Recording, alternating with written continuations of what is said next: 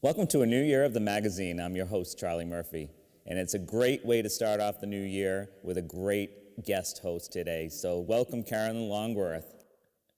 Thanks, Charlie. I'm really happy to be here. I know we planned to do this right after I retired, but that didn't happen. One thing and another. Well, we're glad you're here, believe me. And you're the start of our new year, so this is even better. So, Carolyn, a lot of people know you as, from the Millicent Library, but you have a lot of things that you've accomplished in your life.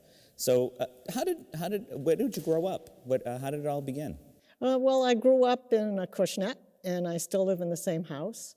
I went to St. Francis Xavier Church when the school was in the church basement, and then I went to Bishop Stang High School. That's because all my friends were going there. I'm not exactly super religious or anything. Then went to on to college. I went to the SMTI, it was called then, the Technological Institute, and then it changed its name to SMU. Then I decided I was going to major in medieval studies. So I started a master's degree in medieval studies at University of Connecticut. What prompted that? I don't know, I was always interested in King Arthur and all those guys, so it just seemed like a cool thing. But once I was there, I was listening to a lot of other people who were going for their PhDs, and they're like, what am I gonna do with a degree in medieval studies? So I'm thinking, gee, maybe I better nip this in the bud. And I saw somebody had a little brochure from the University of Rhode Island Library School. So I said, well, I didn't know you had to go to school to be a librarian. So I looked into it and I switched to URI. And I decided instead of going there full time, I would work at a library part-time while I was going there. So it did take me a few years to get my degree. How long does that actually take? I think it took maybe 3 years. Some semesters I would take 2 classes, and they let me transfer some of the credits from the medieval studies. Yep. So I drove down to Kingston, Rhode Island, got stuck on the Jamestown Bridge one time. Got stuck on the Newport Bridge, and they thought I was going to jump because somebody had jumped the week before. Oh, no. So my car broke down, and all of a sudden there were all these police cars there. But anyway, I got my degree, and I was working at the New Bedford Library, and then the children's librarian position opened at Millicent, and so I got that. That's great. And how long did you work at the Millicent Library? I started in 1977, and I became the library director in 1985, and I retired in 2020. So I was there a long time. That's great, in different roles also during that time frame. So, Carolyn, you also became immersed into your community and started getting involved in civic organizations, and I'm sure you had some organizations even from the library that you were a part of. What were some of those like? It was pretty fun. We had some small groups. It was so different in those days. You'd have a bunch of small groups of people, other librarians. We'd go out for lunch, and then I was having lunch at the former skipper, and I saw all these men file through to the back room, and I thought, I wonder what's going on. And then one of them came back out, Ron Huckstra, the superintendent of schools at the time, and he said, Carolyn, this Rotary Club doesn't have any women in it, and I think it's about time. I'm going to propose you as a member of the Rotary Club. So I thought, oh, really? So I went back to work and looked up Rotary Club in the books because we had no computers then. And then the trustees said, yeah, we think that's great. So I did become a member of the Fairhaven Rotary Club. Well, that's great. What year was that, Carolyn? I think it was 1988. 1988. And then, okay. Of course, when you join the Rotary Club, a small group, like right after you join, they make you president. But you were actually groundbreaking, only because you were the first woman of the Fairhaven Rotary Club, and Rotary for a long time did not allow women. Right. It was just before that I think in California there was a big court case, and they finally allowed women into the Rotary clubs. And you said like soon after that you got involved and you became president. You were also the first woman president of the Fairhaven Rotary Club. Right, yep. And you started a legacy. We've had so many other Now women I think there's presidents. more women. There is. There's actually more women in the Rotary Club than men. Yeah. Right. Yep. And then the other thing that I was involved in was the Sister City Committee. So that was like, I would say that was one of the highlights of my years at the Millicent Library was the Crown Prince and Princess of Japan came to the library, and we had to go through all this protocol, and people came down from Washington, D.C. to tell us, what you can do and what you can't do. And, and then they came in, and I was going to bow, and he just stuck his hand out to shake hands. So that was pretty cool. They signed the guest book, and then, later on he became emperor, but he's already stepped down in favor of his son, so. But it was quite exciting. A nice meeting. Yeah. It was fun going to Japan a few times while we did the Sister City. What were some of the things you did while you were in Japan with the Sister City Committee? Well, I remember the first time we went, we thought, a bunch of us got there, and there was all kinds of press around, cameras, and we thought, geez, Brad Pitt or somebody must be coming to this place, and it was all for us. So that was pretty interesting, the reception that we got from the people in Tosa Shimizu. Well, you've been. Yeah, so. Very kind people, very kind and welcoming. And well, you know how it is. You've traveled a lot. I've traveled all over the world, and most people are like that, So in your travels, tell us about some of the most unique places that you've traveled to. Well, the one place that I wanted to go to, because I was interested in medieval stuff, was Greenland, because of the Vikings going to Greenland and then going to Newfoundland. So finally, the friend I traveled with, she would always say, you want to go on a trip this year? And I'd be like, nah, I don't know. Well, we can go to Greenland. And then all of a sudden we'd be in Spain.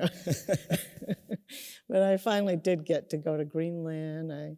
One of the most exciting trips we took was to South America. Well, we thought we were going to be on a tour, and we just get to Rio de Janeiro, and it's like, there's no tour. Well, we went to Rio, and then we went to Lima, Peru, went to Machu Picchu, flew over the Nazca lines. Then we went to Santiago, Chile, and then took a plane over to Easter Island. So that was pretty exotic. That was a lot of fun. It was a little bit scary, but once you make it through a kind of scary thing, then it makes for an even better story. Yeah. With Rotary being international, did you ever go to any Rotary clubs in other countries? When we went to Japan, I had mentioned that I wanted to go to a Rotary meeting, and they said, now I can't remember what the excuse they gave. There weren't going to be any other women there. I don't know, some excuse. But I did manage to go to a Rotary meeting in England. It was, I can't remember the name of the town, but it was all men. And before the meeting, I was talking to the woman who was the guest speaker, and I said, yeah, I'm the Rotary Club. I was even the president of the Rotary Club. And she's like, you were the president? They don't have any women in this club. That's going to change. That's right, you're a change maker. So that was a lot of fun. And getting back to the library, the Millicent Library, you created a lot of programs in your tenure there. Tell us something about those programs that you created. Well, usually there was nothing that was that unusual as far as library programs, but now it's so easy to keep on top of the things with all the listservs and all that kind of stuff. And but back in the old days, boy, if you wanted to make a sign, you had to go down to the craft store and buy the stencils and make signs.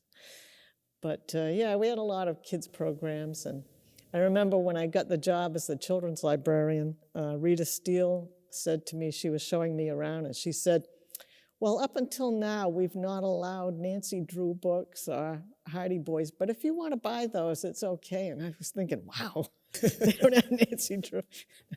I don't know what they'd say if they saw the books we have now. Captain Underpants and things like that. So many different ones. Right, right. But also during your tenure, the internet happened. Right, yep. Once in a while I run across, we had to barcode all the books. So we got a big group of volunteers and we called them the Zebra Stampede, and we had T-shirts made for them. So we were putting the black and white barcodes on all. We would go in like on a Sunday and just do a blitz of barcoding all the books. So that was exciting to have that, because the catalog cards, people would say, "Oh, I miss the card catalog." I said, "No, you don't," because if you want to look up Jack the Ripper, you have to know that the librarians catalog it as Whitechapel murders. Now you just with the computers, there's all kinds of cross references and just Google it. Exactly. But I think that when you first got the internet too, I think that people still, came in droves to the library because some people didn't have computers. Oh, definitely. Even now, when you go in there, people are using the internet. And there are people who did have computers, but they liked to be in a place where, they didn't want to be stuck home alone on a computer. They liked to be somewhere where there were people and, they would see the same people every day. It was almost like a social thing. And I always used to say, like, sometimes the librarians felt like we were bartenders without booze. People would come in and they would tell you all their problems and, and you'd talk to them. So I think the library serves it's like a safe place and a friendly place. And the town hall is beautiful. The town hall might even be more beautiful than the library, but you don't get that. People come into the town hall when they have to pay their taxes, right, or they have a problem, so it kind of takes away from it. But the library is this nice, fluffy, fuzzy place where people are interested and they help you, and you can ask them all kinds of crazy questions, and they'll try to find out the answers. And it's very historical. It is, Why is it called the Millicent Library? So when Henry Huddleston Rogers had his family, the youngest daughter, Millicent, she died when she was only 17 years old. So, of course, he was heartbroken, and they were trying to think of a good memorial to her. So in those days, you didn't have a public library in every town. So he said, well, we'll have a public library. There were actually libraries like on top of Phoenix Pharmacy, there were little libraries in different places like the Fairhaven. We still have some old books that say Fairhaven Library from way back in the old days. But when they built this beautiful building here, then people weren't really used to going to a building like that, being able to go in there, and it was just like a fantastic thing. I remember one time there was a guy visiting from Germany. And he said, "Oh, this place is so beautiful. The library is so beautiful." I said, "Where you come from, there's beautiful places on every street corner." He said, "Yeah, but they're not libraries. The libraries over there are all modern, and but to be able to, for someone, and you can imagine somebody in the late 1800s being able to go into one of those beautiful places and just hang around all day, or." Yeah, it must have been great. Must have been a beautiful thing. Yeah, even visitors from Japan, when they come here, their tour starts out at the Millicent Library. Right. Yep, we have the guest book. I think I put it on the website. It's probably still there. I had it digitized, the guest book, so we have, Mark Twain when he signed the guest book, and the Emperor, and Joshua Slocum. He put his residence as the Spray, the name of his boat. Oh, wow. Eugene V. Debs, the socialist, he visited all kinds of, and the Japanese, they'll come in and they'll crowd around and they'll point to something, but I never find out. Like one day I said, why is everybody pointing at, oh, that's a famous sumo wrestler. The guy who wrote these Japanese horror stories, The Ring, that they made some movies about, he visited once because he was friends with a Japanese man who was following in the wake of Joshua Slocum. He went around the world by himself, So he had to come here to see the guest book that Joshua Slocum signed.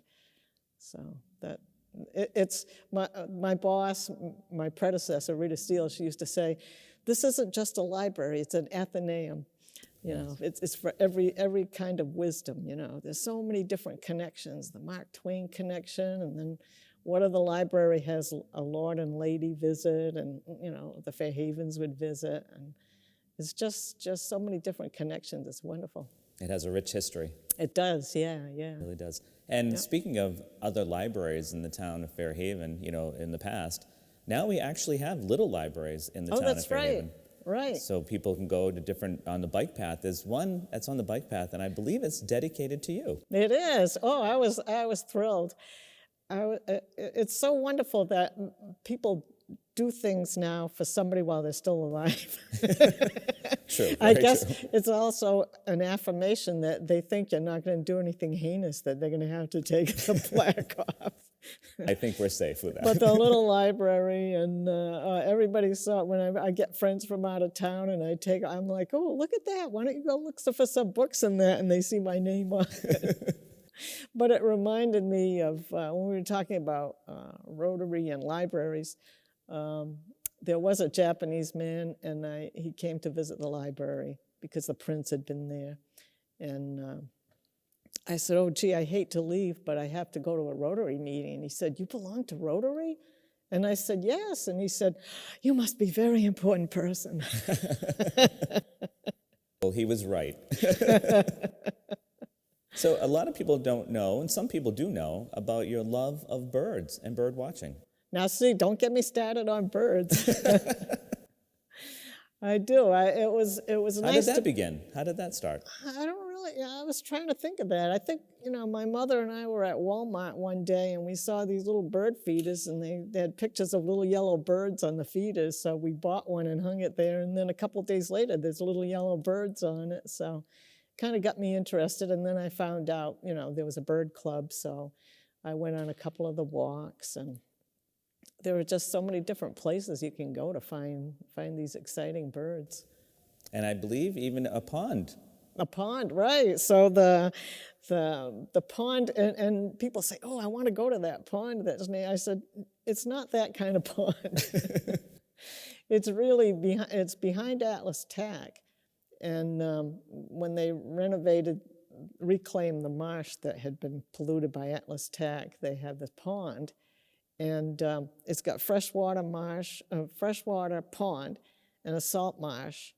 So you get all different kinds of birds. So the last exciting bird was a wood stork that flew over. So that was pretty interesting. But, you know, I would go there every day and just sit there and, you know, take pictures of the birds and then post them. And people come from all over the place, you know, to find these birds, to see these birds. And it's pretty exciting. And then when I retired, the selectman's office called a couple of months later, and they said, can you come to town? And I thought, oh my God, what did I forget to file some federal thing?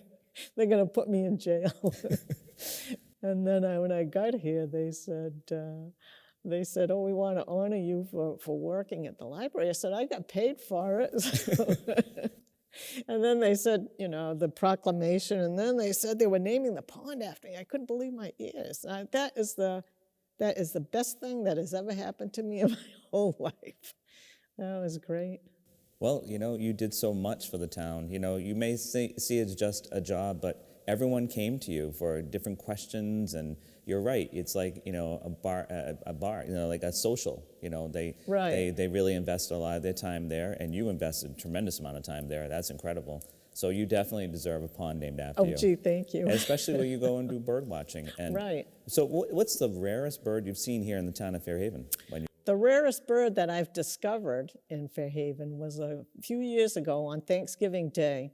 It was pouring rain.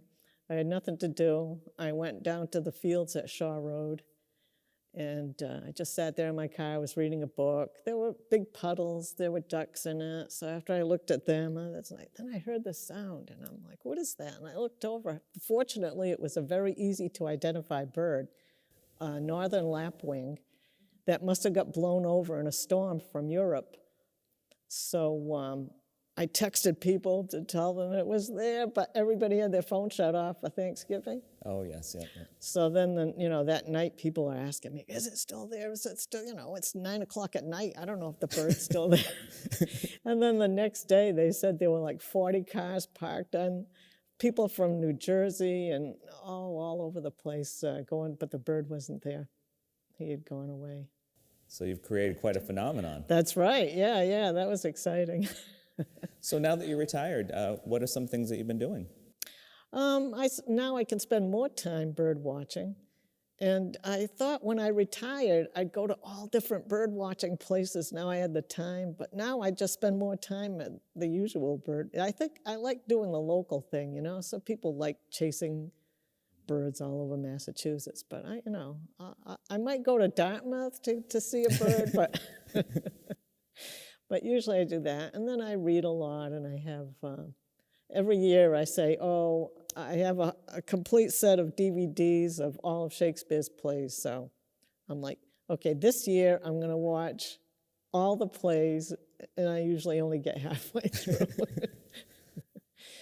But it's a lot of fun, I do some socializing with the bird club people, and the thing, with the COVID thing, that was a reason really that I decided to retire. I used to say I was going to retire when I was 68, and then I was 70, and then I thought, it's going to be a big wrench, to leave a job that you worked at for 40 years and all the people in town, and then COVID happened, so you knew everything was going to be different anyway. So I said I might as well get it all over with at the same time. But I do miss the people. Yeah, the library was actually shut down for a little while. Yeah, I ran across a sign that said, we'll be open in 2 weeks. Yeah. And then about a year later. Right. How did people during that time get to check out books? Yeah, there was a way, yeah. I went in every day, and at first there was a lot of confusion as to whether if people touched the books, if it would spread it, but we did come up with a system where we would leave the books outside for people.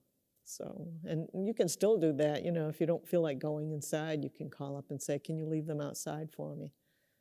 So. Well, that was very innovative, actually, that you did that. And I understand a lot of things changed since COVID, and right. But 40 years is definitely a feather in your cap Right. It just doesn't. My mother used to say, I don't like to think about the past because that means you're old. But then I read a psychology article that said it's actually better for you to reminisce and think about the past, so I might start doing it. I did some of it now. Yes, you did. You did.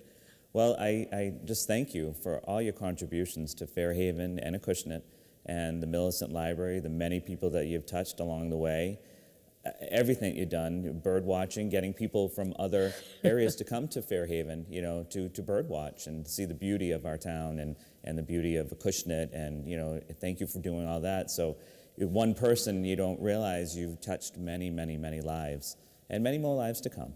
Oh, good. I hope so. Thank you.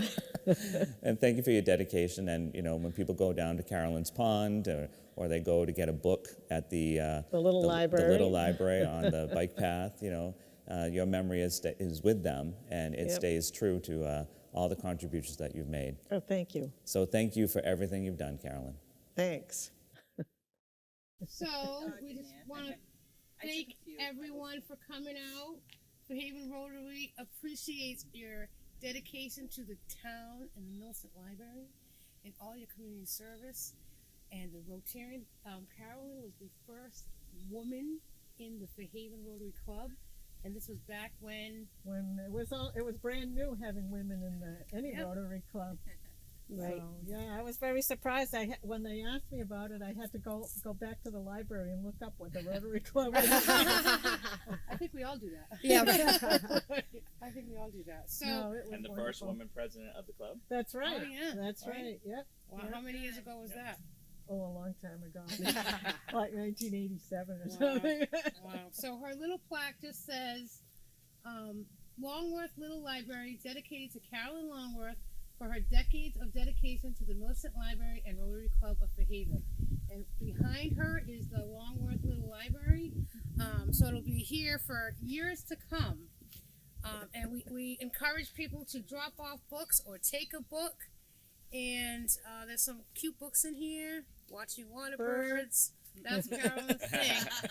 We have to at least have one bird in there. That's right. Stranger in the Woods. That's a good one. yeah, that's a bird. There you go. Oh, that's right. Yeah, there's a bird in there somewhere.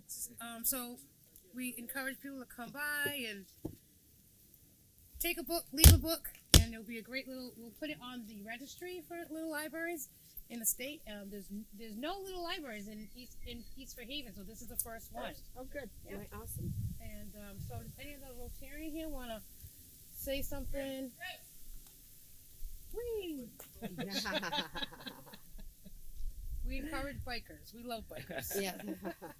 Charlie?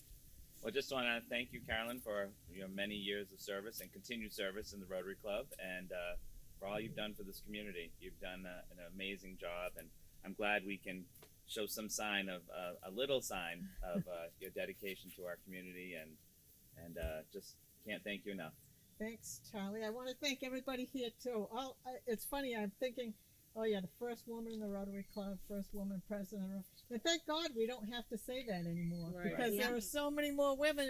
It's not even unusual now Yeah. for women. Current president, past That's president. right. Yeah, Yes, absolutely. yep. Yeah. Current president So- of the Rotary, Fairhaven Rotary, past president of the Rotary. Future president. Future, Yes. future president. Absolutely. And we just do want to do a quick shout out to Don Fredette, who Oh, built definitely. Yes, the thank you, library. Dawn. He did a It's great beautiful. job. Awesome. It's beautiful. Great We job. love it. Beautiful. All right. Well, thanks everybody. Congratulations. Thank you. Thank you. Congratulations, Happy retirement. Carolyn. Thanks.